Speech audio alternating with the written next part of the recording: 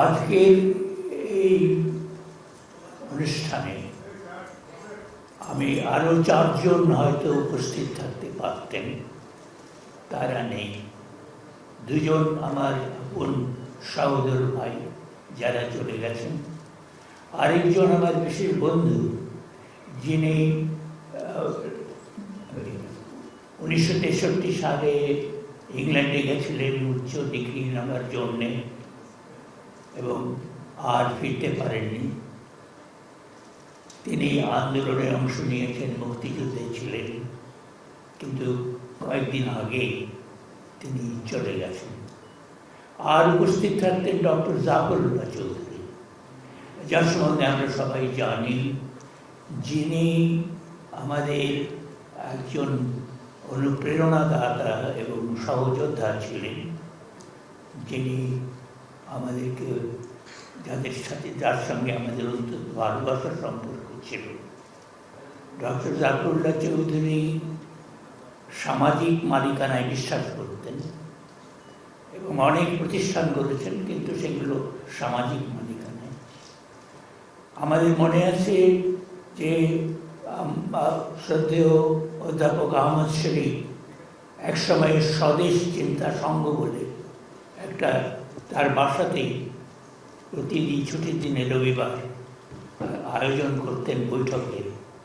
পরবর্তীতে তিনি যখন একেবারে জীবনের শেষ প্রান্তে পৌঁছেছেন, তখন তিনি সমাজতান্ত্রিক বুদ্ধিজীবী সংঘ গঠনের উদ্যোগ নেন। অর্থাৎ তিনি তার এই উপলব্ধিটা ওই জায়গায় চলে গেছিল যে এখন নিজেকে সরাসরি সমাজ জীবনে পরিচয় দিতে হবে। ডক্টর জাফরুল্লাহ চৌধুরী ওই উদ্যোগের সঙ্গে যুক্ত হয়েছিলেন, আমরাও যুক্ত হয়েছিলাম, এবং তার বিয়োগে আমাদের অপূরণীয় ক্ষতি হয়েছে। আমি আজকের এই অনুষ্ঠানে যেটা করতে চাইব সেটা হচ্ছে যে আমি আমার এই জীবনে যা দেখেছি এবং যা বুঝেছি সেইটা সম্বন্ধে কিছু বলা। মূলত আমি বলতে চাইব রাষ্ট্র এবং সমাজ সম্পর্কে, এবং এই রাষ্ট্র এবং সমাজের যে সম্পর্ক, এই সম্পর্ক অনেক সময় মনে করা হয় বা করিয়ে দেওয়ার চেষ্টা হয় যে এরা বোধহয় বিচ্ছিন্ন, কিন্তু এরা বিচ্ছিন্ন নয়। রাষ্ট্র সমাজের ওপর কর্তৃত্ব করে, এবং আমাদের সকলেরই অভিজ্ঞতা এইটা যে রাষ্ট্র কীরকম পিতৃতান্ত্রিক এবং সমাজ অনেকটা মায়ের মতো। সমাজ আমাদেরকে আশ্রয় দেয়, লালন পালন করে, কিন্তু কর্তৃত্ব থাকে এই রাষ্ট্রের ওপর, পিতৃতান্ত্রিক সেই রাষ্ট্রের ওপর। আমার নিজের জীবনে আমি দেখেছি যে আমার পিতা মাত্র 57 বছর জীবিত ছিলেন, আমার মা আমার মতনই 90 পার হয়েছিলেন, এবং তিনি স্বামীহারা হন। আমার পিতা মারা যান 1965-তে।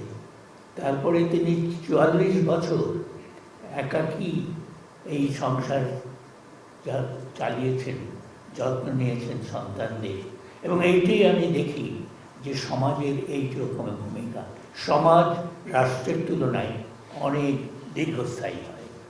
আমি 3টে রাষ্ট্র দেখেছি: ব্রিটিশের রাষ্ট্র, পাকিস্তান রাষ্ট্র এবং বাংলাদেশের রাষ্ট্র। এই 3 রাষ্ট্রের মধ্যে ধারাবাহিকতা আছে, এবং 3 রাষ্ট্রের মধ্যে পার্থক্য অবশ্যই আছে।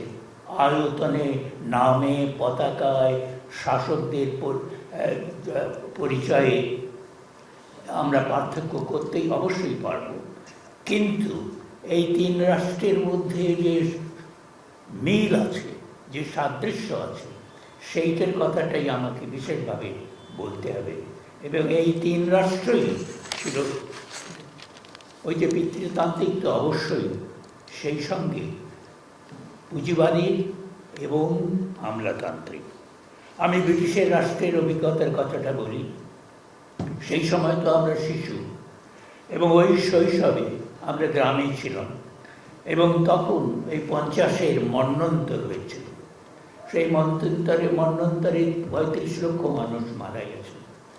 তো আমরা গ্রামে অতটা অনুভব করিনি, কেননা আমাদের প্রয়োজন খুব সামান্য ছিল। কিন্তু ওই দুর্ভিক্ষের সময়ে যেটা দেখেছি সেইটা হলো যে হঠাৎ করে আমরা শুনলাম একজন মানুষ আত্মহত্যা করেছে, এবং আমরা সেই শিশুরা দৌড়ে গিয়ে দেখলাম যে মানুষটা গাছের থেকে ঝুলছে।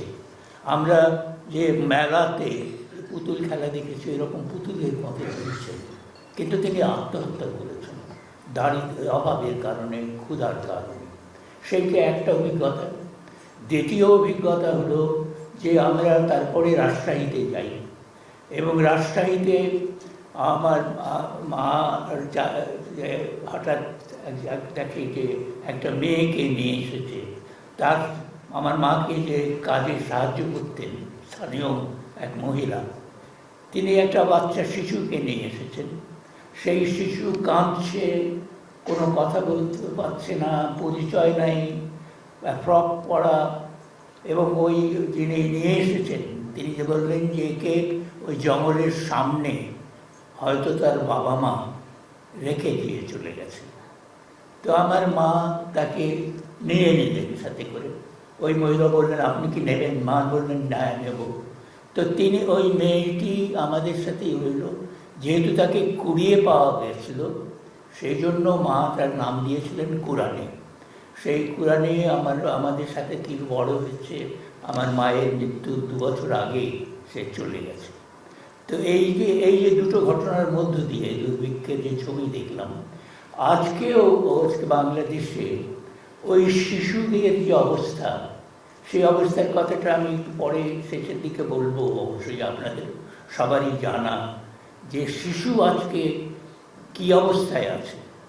এই শিশু আজকে, ওই শিশু সেখানে পরিত্যক্ত অবস্থায় ছিল, তার উপর অন্য কোনো অত্যাচার হয় নাই। কিন্তু আজকে শিশুরা কীভাবে ধর্ষিত হচ্ছে, কীভাবে ধর্ষণের পরে তাকে হত্যা করা হচ্ছে। এই যে আমাদের অগ্রগতি, ধরুন 70 বছরের অগ্রগতি, সেটা এই অগ্রগতি অনেক উন্নতি হয়েছে। উপর কাঠামোতে তার বস্তুগতভাবে চেহারায় বা দালান কোঠায়, রাস্তাঘাটে প্রচুর উন্নতি হয়েছে।